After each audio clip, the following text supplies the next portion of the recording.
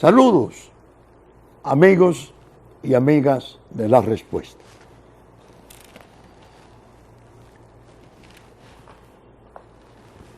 Aquellos dominicanos y aquellas dominicanas que nacieron en el año de 1987, hoy han de tener 30 años de edad. Yéndome 10 años más atrás, 1977, hoy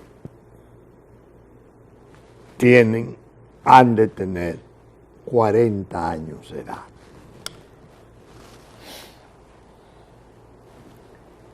Esa es la parte de la juventud que yo considero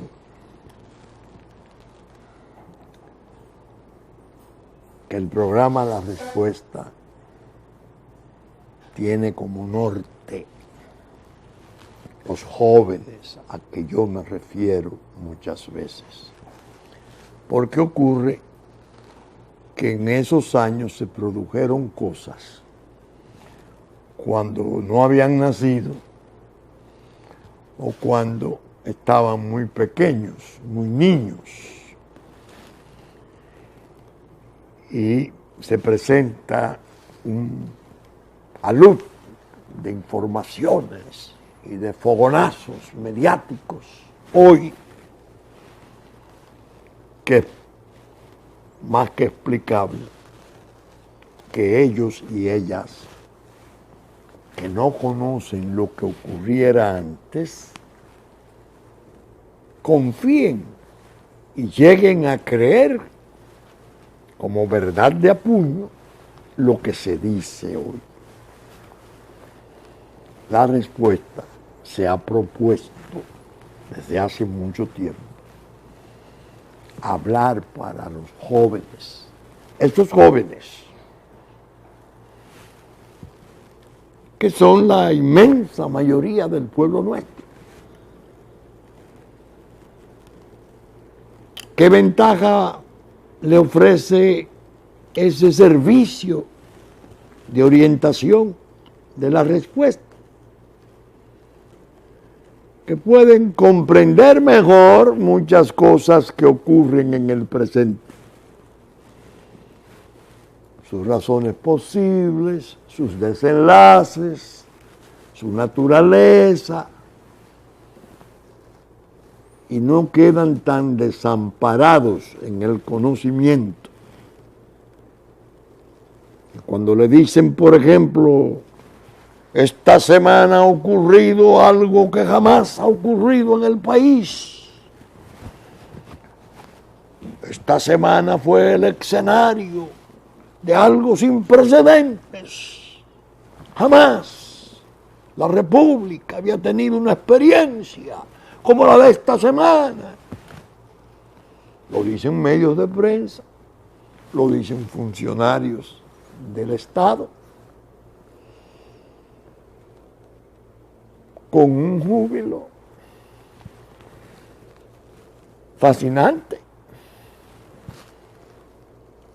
Y esa gente de 40, 30, 35, 31, 32, 29, 27, 24, 25, hasta bajar a 18 años, vamos a decir, la mayor edad del ciudadano civil electoral, se queda perpleja y dice, es verdad, óyeme, yo no había visto esto, qué interesante, estamos progresando, nunca se había hecho. Y resulta que eso es una falacia, una mentira. El productor de La Respuesta insiste mucho siempre en lo que agradece al Señor, la larga vida que le ha permitido vivir. Porque eso lo ha colocado, yo muchas veces llamo el palco, o el ring, o actúa o es testigo o espectador cercano de todo cuanto ha ocurrido en el último medio siglo y más, tal vez 60 años en la República Dominicana. Por eso el programa nuestro es tan puntual en no abandonar esa práctica. No por el ánimo parejero de despreciar el júbilo que se está mercadeando con tanta alegría, no, sino para servir a la buena orientación de la población. En este país se juzgó a un expresidente de la República, que fue, antes de ser presidente, un importante profesional del derecho en nuestro país, un abogado importante, a un exministro de Fuerzas Armadas, un oficial importante de preparación, fue mi alumno en la Universidad Pedro Enrique Ureña, y realmente notable como alumno, porque además se hizo abogado. Se juzgó a un fenómeno que se convirtiera en una especie de zar económico, sorprendente, bueno, y a decenas de oficiales de la Policía Nacional, bajo cargos severos de corrupción, cargos diversísimos de fraudes contra valores públicos y el Estado. Aquello fue realmente impresionante. 2.000 horas, 1.000 en una primera etapa para el zar económico y los oficiales de policía, y 1.000 en una segunda etapa para el expresidente. 1.000 horas, dije, y el exministro de Fuerzas Armadas. Conoció de ese caso un juez de la República, que yo no sé cuándo, pero tengo la seguridad, la sociedad dominicana terminará por hacerle el homenaje merecido. Pero no porque haya condenado a los imputados en esos casos graves. No. Fue un juez insigne, valerosísimo, porque lidió contra el narcotráfico en la persona de expresiones de capos de gran nivel.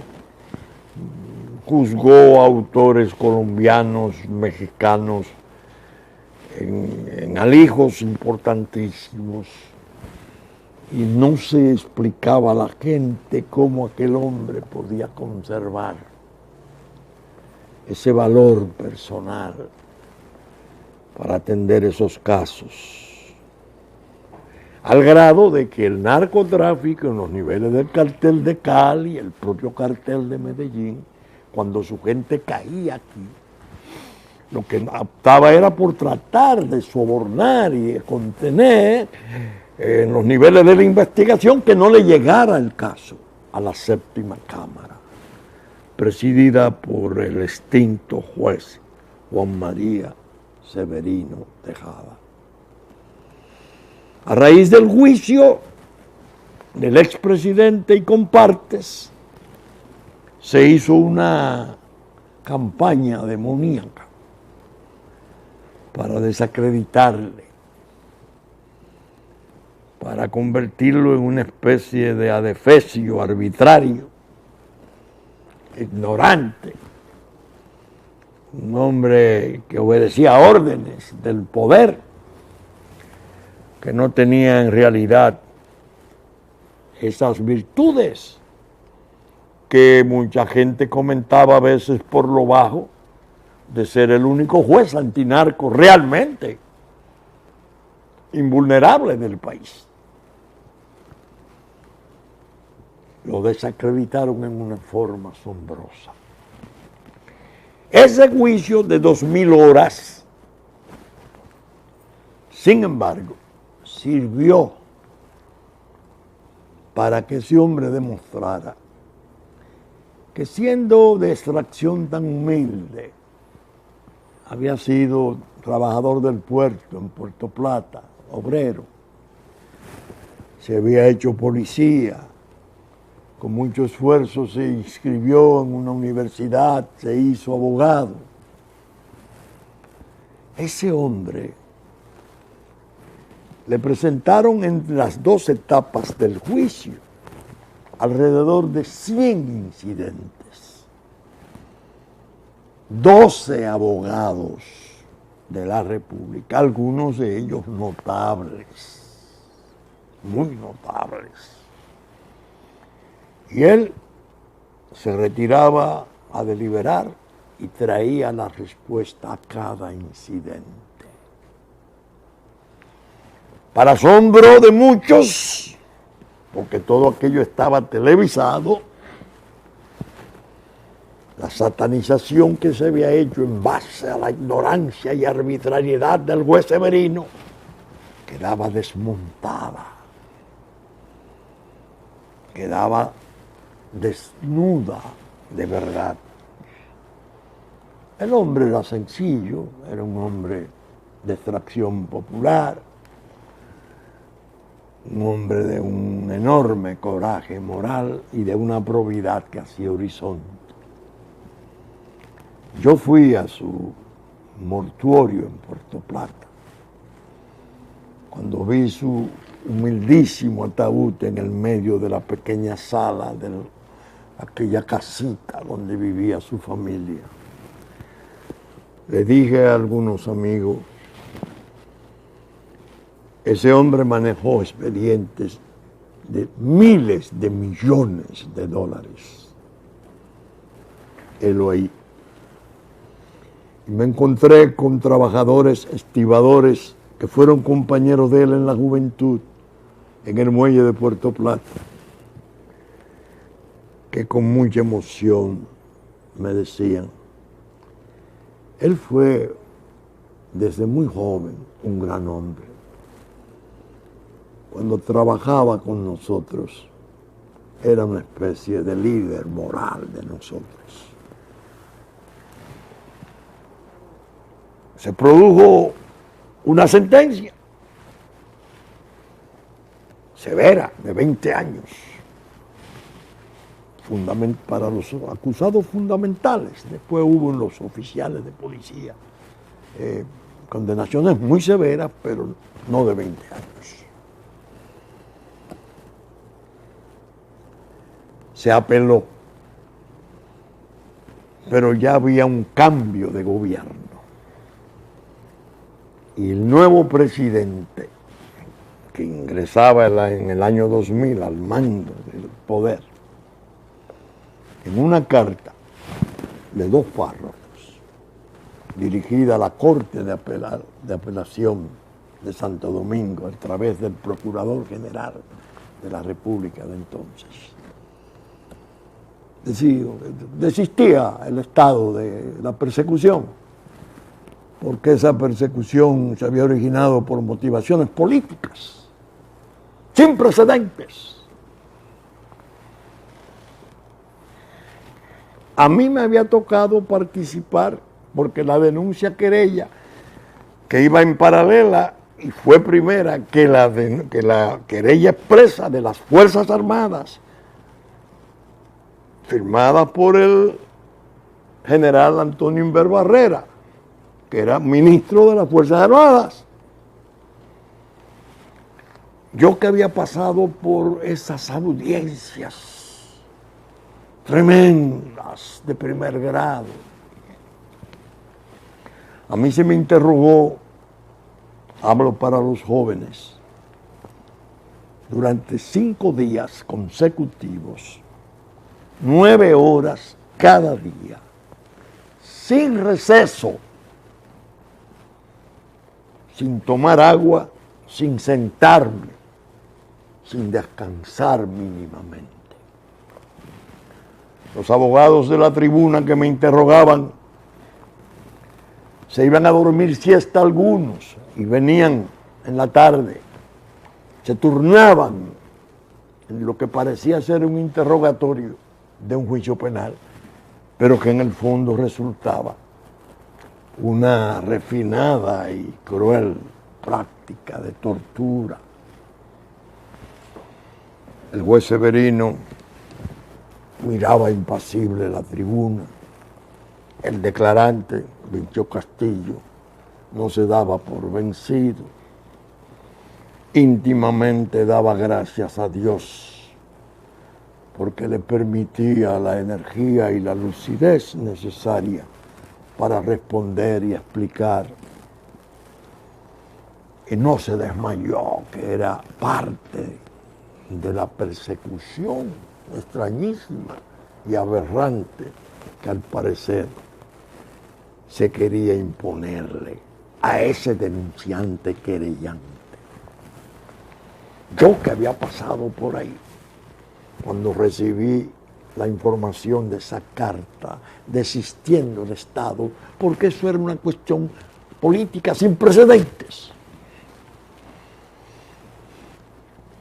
que había recibido una campaña atroz de descrédito, porque muchos medios de comunicación se aliaron con la causa de los imputados, y a mí también se me mantuvo en la hoguera. Me quedé perplejo y dije, Dios santo, se produjo algo que fue lo único que me salvó de una lapidación eterna, como se pretendía. El expresidente, en un momento antes del juicio, se asiló en la embajada de Venezuela, en un tiempo en que el Partido Acción Democrática, hermano gemelo he dicho, del Partido Revolucionario Dominicano, tenía como presidente al doctor Jaime Lucinchi. El asilo político parecía que iba a ser aceptado rápidamente. Hubo algunos desorejados que dijeron, eso va a durar en lo que llega, Venezuela no es una papita. Venezuela sometió a su sistema 7 ex cancilleres en comisión presidida por don Enrique Tejera París, creo que Escobar Salón y otros. Sometieron el expediente a estudio. Me enviaron viceministro aquí, yo recibí a un viceministro, me pidieron explicaciones, me pidieron documentos, un procedimiento de gran rigor.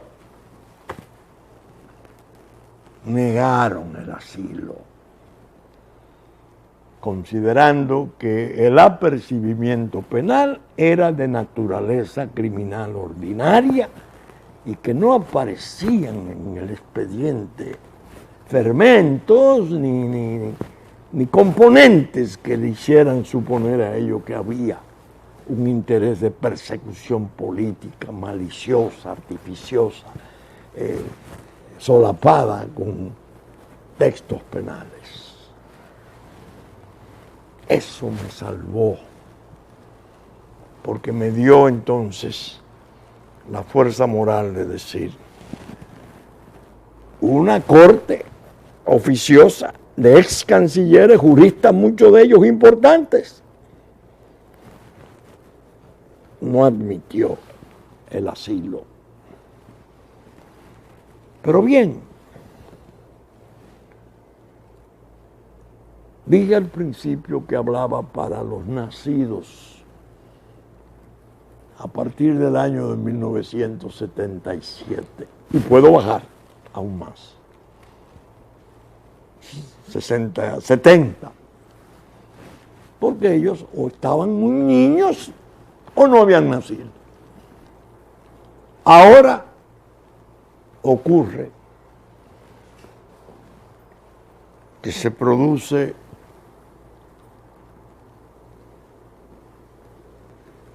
un fenómeno penal importantísimo en la República, de enorme importancia y de delicadeza muy sensitiva, el llamado caso Odebrecht. ¿Por qué este caso es tan importante y peligroso? Porque el caso no se originó en la República Dominicana. El caso se originó en Brasil.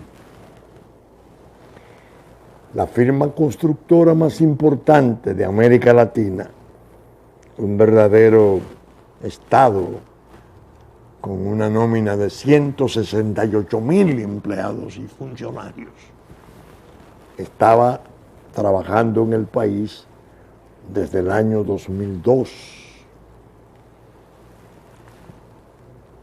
Cae envuelta en unas investigaciones filosas de Brasil y comienza aquel terremoto a levantar olas y hacia el continente mismo a levantar cráteres en Ecuador, en Venezuela, en Colombia, en Argentina. A Brasil mismo lo estremece. Destituyen la presidenta Dilma Rousseff, 77 ejecutivos de esa empresa bajo prisión, persecución, juicio y condenaciones.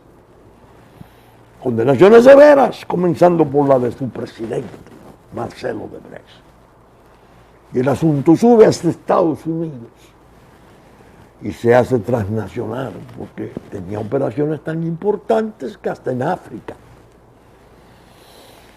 Y eso naturalmente llega aquí.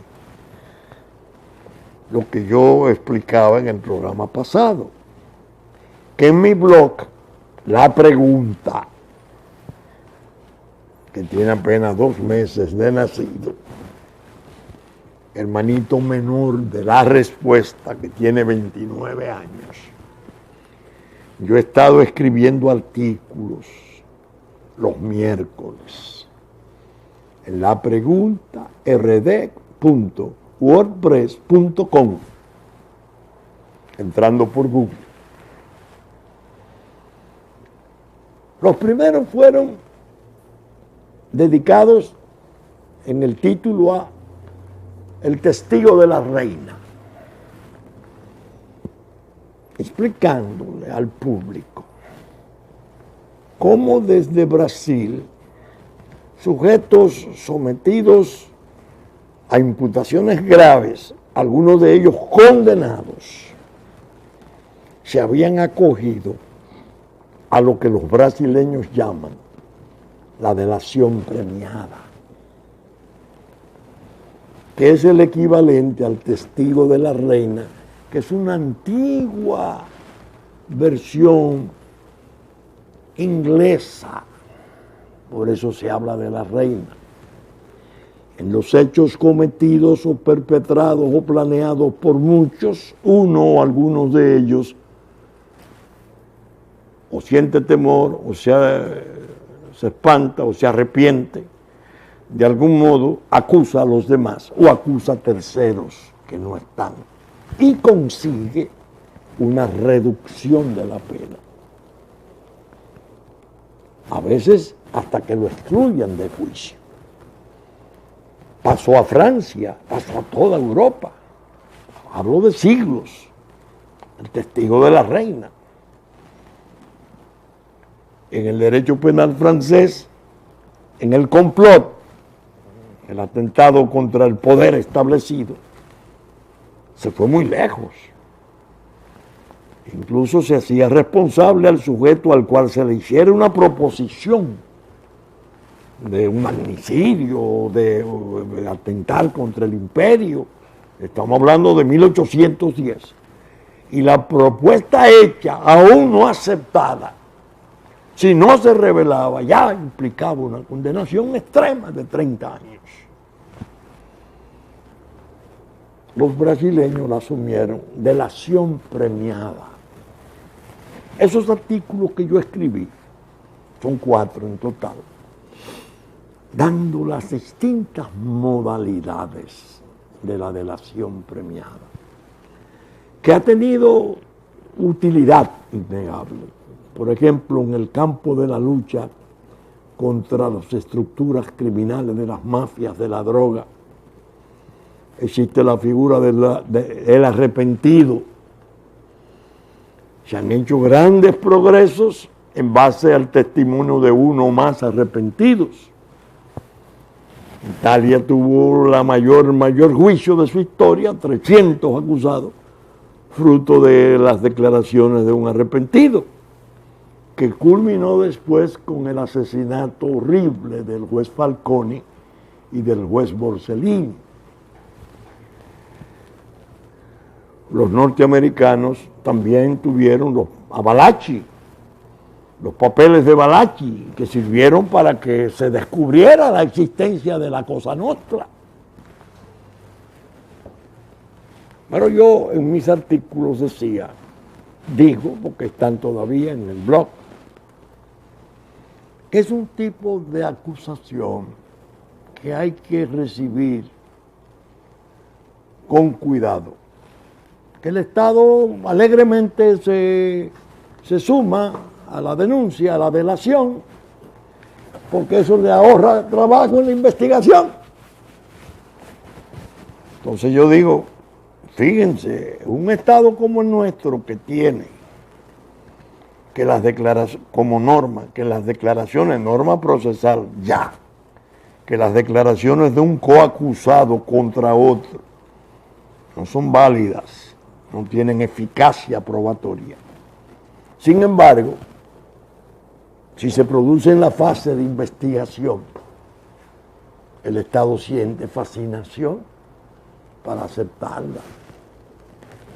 No toma en cuenta que es posible que la persona que se acoge a la delación premiada, condenado a pena fuerte, que es el caso de Marcel Odebrecht, 19 años, en corto plazo, al decirle, mira, tú puedes bajar a 8 o a 7, pero canta.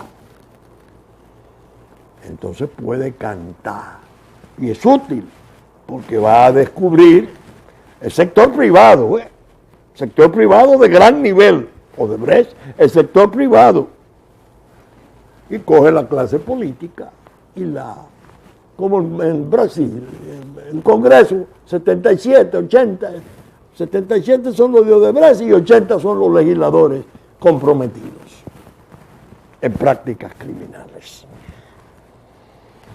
El caso es que el expediente es muy importante porque está transnacionalizado. Nosotros hemos hecho varios programas explicando que ese proceso hay que manejarlo con cuidado, porque independientemente de la realidad de los hechos penales, que al parecer la autoridad brasileña, el juez Moro, ha encontrado una masa probatoria eficaz, de él se han ido desprendiendo efectos hacia otros ámbitos.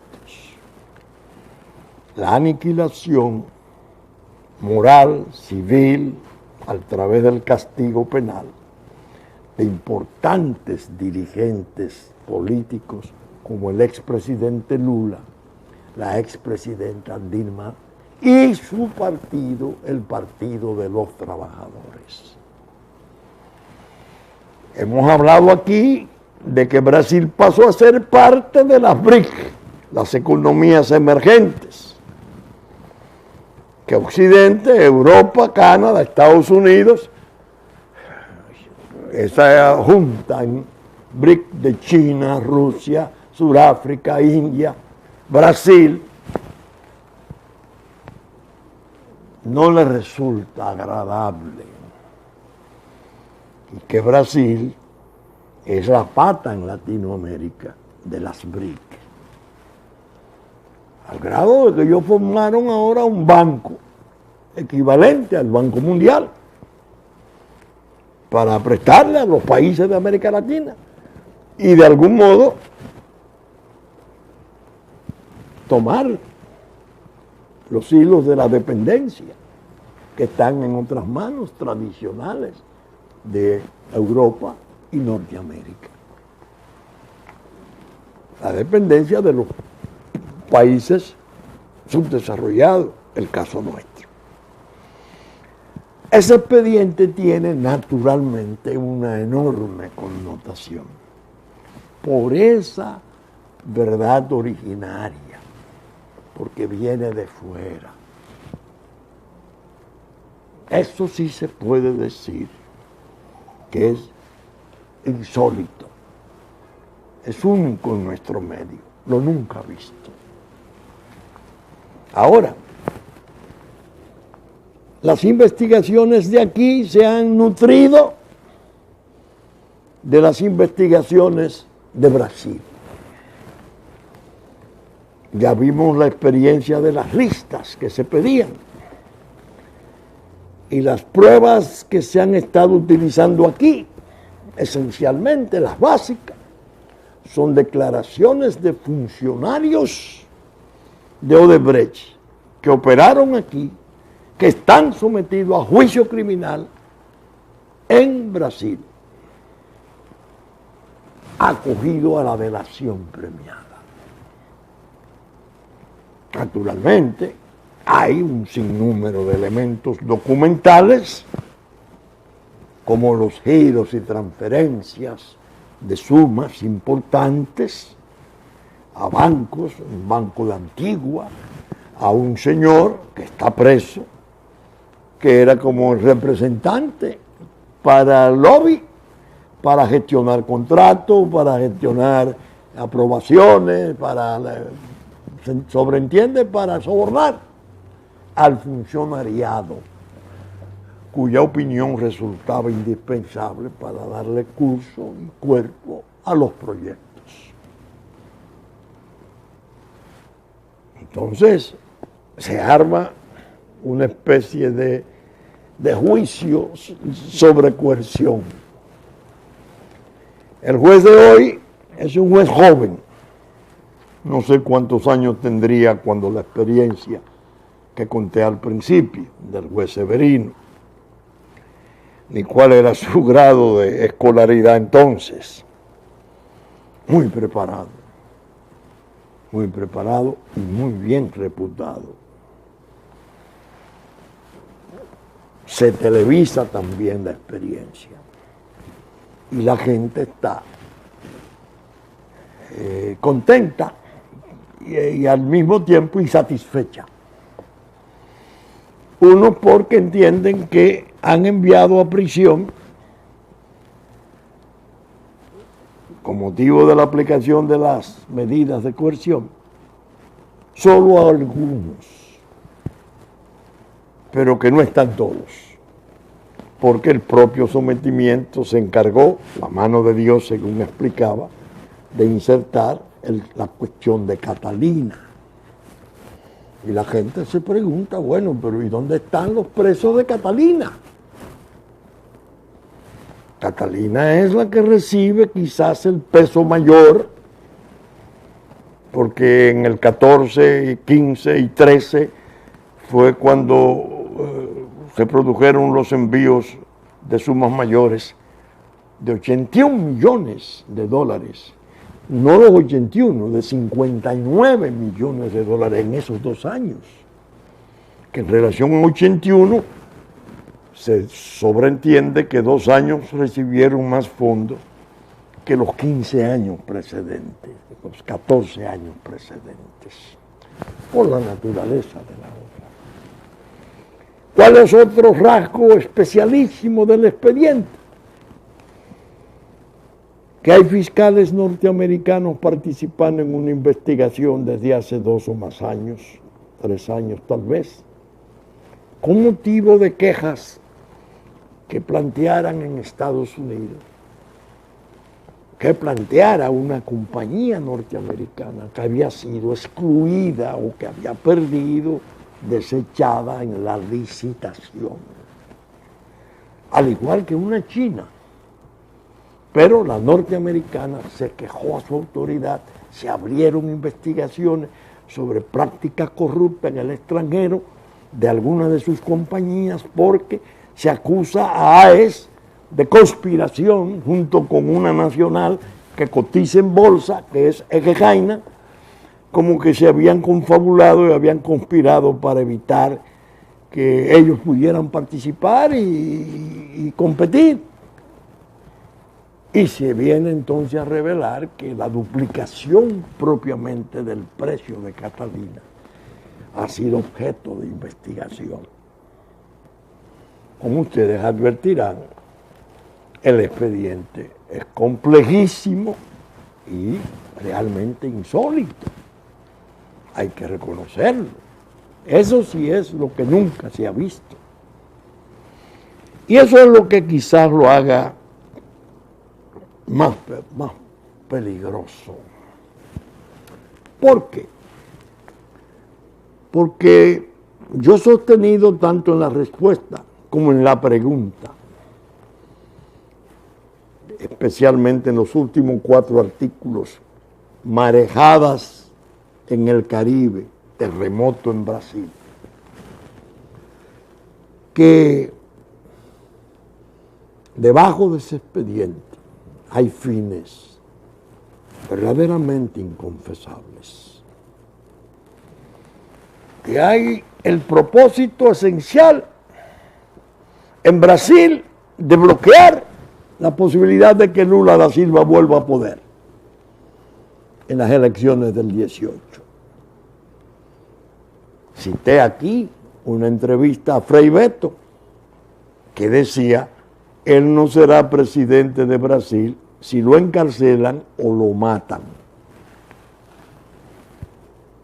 Dilma, que estaba exenta de cargos penales, la llevan al plano electoral, utilizan un testimonio falso de Joao Santana, que le había dicho al fiscal ordinario que no tenía conocimiento de que le hubiesen dado dinero a la campaña de Dilma Rousseff. A los jueces electorales sí le dice que sí. Y le hablan de 40 millones de dólares o algo así, al grado de que los abogados de Dilma están sometiendo a Joao Santana y la esposa por perjurio, por haber mentido. Allá el grueso de la persecución es Lula a la cárcel. Ya se está hablando de su orden de prisión. Y Dilma inhabilitada. Si declaran nulo el proceso electoral que hizo presidenta Dilma, y a Temer, se va Temer también, y se va Dilma. Ya Dilma se fue, para mejor decirlo. Pero lo que procuran es la inhabilitación por 10 o 15 años, porque no quieren pensar que el Partido de los Trabajadores mantenga una de esas 2 cabezas. Como ustedes podrán advertir por esas explicaciones, es un juicio criminal multiforme, de amplio espectro, que abarca y llega hasta consideraciones políticas trascendentales. ¿Qué pasa? que entre nosotros se está produciendo una réplica del terremoto y se está usando un guión, patrón, aquí, que tiene cierto parecido con el de Brasil. ¿En qué sentido? La lista que finalmente es sometida a la coerción y participa en el juicio de coerción incluyó un ministro clave, un hombre emblemático del partido de poder, emblemático en el sentido rotundo. Se podría decir que el partido de poder, después de la desaparición de Don Juan, tuvo 3 cabezas: Leonel Fernández, Danilo Medina y Temístocles Montaz. Fue una sorpresa para muchos. Él se defendió y habló que Vasconcelos le dio algún tipo de contribución para la campaña, pero la campaña del 8, del 12 y del 16 de su partido. Pero su partido está sometido casi bajo acta de acusación, más que de denuncia o de querella, por participación ciudadana, junto con Danilo Medina. Técnicamente se podría decir que Danilo Medina y Leonel Fernández están propuestos para banquillo de acusados. ¿Por qué Leonel Fernández? Porque es presidente del partido. El partido como persona moral no puede ser juzgado penalmente, pero ¿quién responde? Su presidente. Entonces, uno dice, hey, esperen, déjenme ver, examinar más de cerca el problema. Es más complejo de lo que se piensa. Yo dije y sostengo, y así aspiro a mantenerlo, ni siquiera vi las intervenciones en televisión de los colegas que estaban representando a los encantados.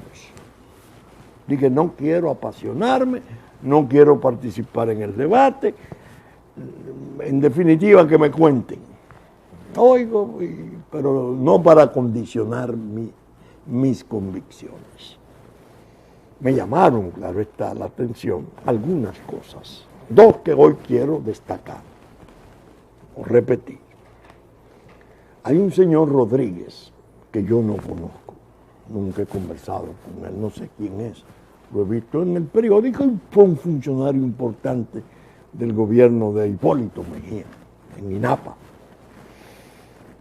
Se produjo un evento sumamente desagradable y significativo. Él había hecho unos depósitos en julio, y entre julio y agosto creo que del año 2000, en lo que pienso, 2004, no tengo el año correcto. Y la acusación utilizó el mecanismo de averiguar los patrimonios, averiguar las declaraciones juradas de bienes, el incremento patrimonial. Entonces trabajó con inferencias. Este hombre firmó un contrato con Odebrecht, hizo depósitos de 100 millones de pesos en el Banco Popular. Eso llega a un colmo que en la propia audiencia el Ministerio Público se avergüenza y dice, fue un error mecanográfico. No, un argumento. La suma se usó para inferir la posibilidad de acusarle. No fue que esta suma se mencionó y por un error mecanográfico, bueno, en lugar de 100 millones, de 1 millón de pesos se puso 100. No, señor. Se usó el monto como argumento acusatorio. Gravísimo. Yo pensé en un momento, el juez, que está muy bien formado y es sumamente competente, es posible que reprenda esa parte de la acusación. Lo pensé. Finalmente, por razones de salud, lo envía a la casa y le pone en una especie de prisión domiciliaria, pero no reprendió a la acusación. El otro aspecto que me llamó la atención, pesado, el Ministerio Público pide que Rondón, que es el eje de toda la estructura de soborno, según se infiere de la acusación, se le imponga el mayor tiempo de prisión preventiva, pero a cumplirlo en La Victoria. Y los otros en Najayo. El argumento es que estén separados para que en una cárcel común no puedan entrar en connivencia, arreglos o cosas que puedan perturbar la prueba. Fue un error enorme del gobierno pedir eso. Y un error enorme del juez de consentirlo. ¿Por qué? Porque van más de 15 casos de asesinatos en ese presidio de altísimo peligro que es La Victoria, de reclusos de distintas etnias y litorales que son ejecutados por encargo. Alguien me dice, sí, pero el Estado lo pidió. Entonces, ¿usted cree que el Estado, el gobierno puede mandarlo a hacer? Digo, no. Sería la estupidez mayor, porque si ellos lo piden no es para matarle allí, o para agredirle allí, ni siquiera para que sienta temor de hablar, porque está en un ambiente de altísimo peligro donde hay condenados pesados de crímenes múltiples. ¿Quién sabe los intereses que pueden haber merodeando esa oportunidad para producir un hecho sobre ese hombre que tiene las informaciones mayores? Es un hombre que si pierde los estribos, como él dijo, que comenzó al parecer a perderlo y dice la realidad de su participación, puede crear a la República la crisis institucional más grande de su historia. Porque no solo se va a referir a Catalina y los sobreprecios de Catalina y los sobornos y el Ejecutivo y los ministros, no.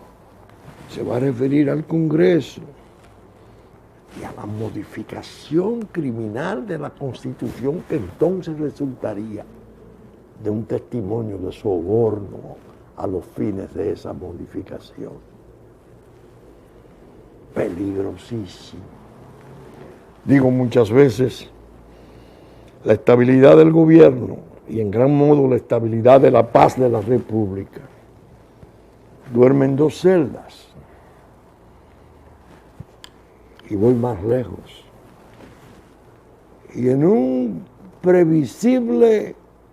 previsible publicación de alguno de los grandes diarios norteamericanos,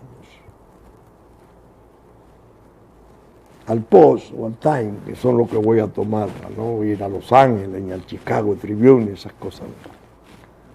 Le bastaría reproducir el contenido de lo que dice un exfuncionario que fue subsecretario de Estados Unidos y siempre ha estado en la comunidad de inteligencia, Roger Noriega. Si reproducen ese contenido en un informe, en un editorial, en una publicación del diario, o una de esas celdas de Najayo, una, de La Victoria otra, por alguna razón explota y dice, uno lo que sabe, otro lo que entiende, a la República se le metería en un berenjenal inmenso. porque se estaría jugando la suerte de su paz.